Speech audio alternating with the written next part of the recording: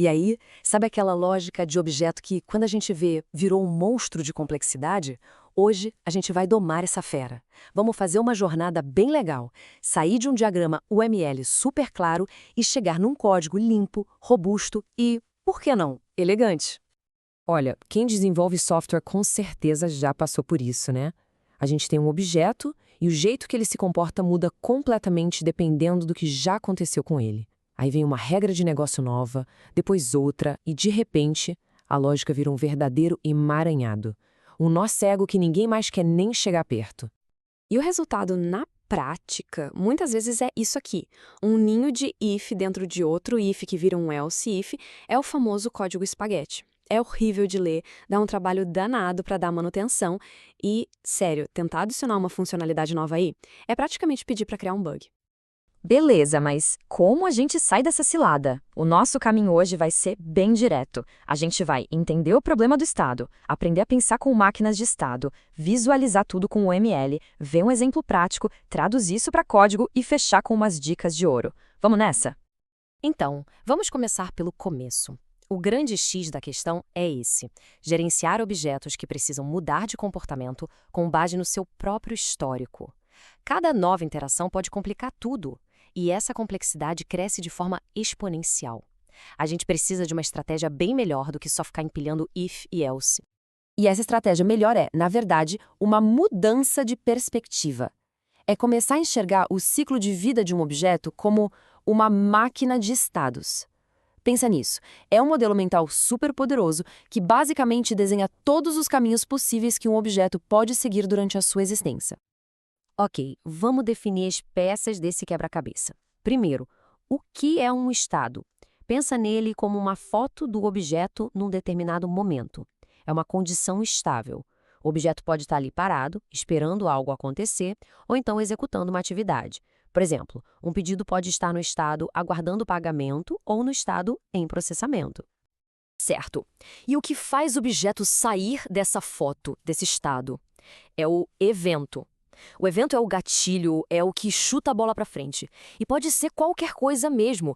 Um clique num botão, uma mensagem que chega da internet, ou até a simples passagem do tempo, tipo, depois de 5 segundos, faça isso. E para fechar o trio, temos a transição. Se o estado é onde a gente está e o evento é o gatilho, a transição é a viagem, é a ponte que leva de um estado para o outro, é a resposta ao evento. Então guarde bem: estado, evento e transição. Esses são os tijolos fundamentais da nossa máquina. Ok, falar sobre isso é legal, mas e se a gente pudesse desenhar essa lógica? Aí que entra o diagrama de estados da UML. Ele é a ferramenta que a gente usa para tirar essas ideias da cabeça e colocar no papel, de um jeito que todo mundo na equipe entende. É o nosso mapa do tesouro, o nosso blueprint do comportamento do objeto. Vamos dar uma olhada rápida na linguagem desse mapa. O retângulo é o estado. Dentro dele, a gente pode dizer o que fazer assim que entra no estado, o que fazer quando sai ou o que fazer enquanto está nele. A seta, claro, é a transição. E nela a gente anota o evento que a dispara, uma condição opcional, que é a guarda, e a ação que deve ser executada. E esses eventos que disparam as transições podem ser de vários tipos, o que deixa o modelo bem poderoso. Pode ser um sinal, tipo uma notificação que chega a qualquer momento, uma chamada de método bem direta, o tempo, como a gente já falou, ou uma mudança de alguma condição, tipo quando o saldo ficar negativo. Agora, um detalhe técnico, mas que faz toda a diferença. Existe a transição interna e a autotransição. Parece a mesma coisa, mas não é. A interna trata um evento sem sair do estado. Imagina, contar quantas vezes um botão foi clicado. Já a autotransição, ela sai e entra de novo no mesmo estado. Para que isso? Para resetar alguma coisa, por exemplo. Porque ao fazer isso, as ações de saída e entrada rodam de novo. Chega de teoria, né? Vamos ver isso funcionando na prática. E para isso, nada melhor que um exemplo clássico que todo mundo conhece: a boa e velha catraca de metrô. Ou, como a gente vai chamar aqui, um torniquete. Olha só como a lógica fica clara aqui. A catraca tem 2 estados possíveis: ou está travado ou está destravado. Se ela está travada e alguém insere uma moeda, que é o nosso evento, a gente executa a ação de destravar e vai para o estado destravado. Simples. Agora, se ela está travada e alguém tenta empurrar, o evento empurrar dispara um alarme, mas veja que a gente continua no mesmo estado. E a parte mais legal é que todo esse diagrama visual pode ser representado numa tabela. Cada linha é uma regra de negócio, preto no branco. Se estou nesse estado e acontece esse evento, vou para aquele outro estado e faço isso. Isso aqui é ouro, não só para programar, mas para testar também. Fica muito fácil criar testes automatizados com base nisso. Ok, a hora que todo mundo estava esperando. A gente tem o nosso mapa, a nossa tabela de regras, tá tudo lindo. Mas e o código? Como a gente traduz isso para algo que o computador entende sem voltar para o ninho de ifs? A resposta tem nome: padrão de projeto STI. A estrutura desse padrão é bem elegante e se baseia em 3 pilares. Primeiro, o contexto, que é o nosso objeto principal, a própria catraca. Segundo, a interface de estado, que é tipo um contrato. E terceiro, os estados concretos. A gente vai criar uma classe para cada estado do nosso diagrama. Uma classe travado, uma classe destravado. No código, a gente começa definindo esse contrato, a interface estado. É uma classe abstrata que basicamente fala o seguinte: olha, se você quer ser um estado da minha catraca, você é obrigado a ter um método para lidar com o evento moeda e outro para lidar com o evento empurrar. E aí que a mágica acontece. A gente cria as classes concretas. Olha a classe travado. Dentro dela, o método moeda sabe exatamente o que fazer.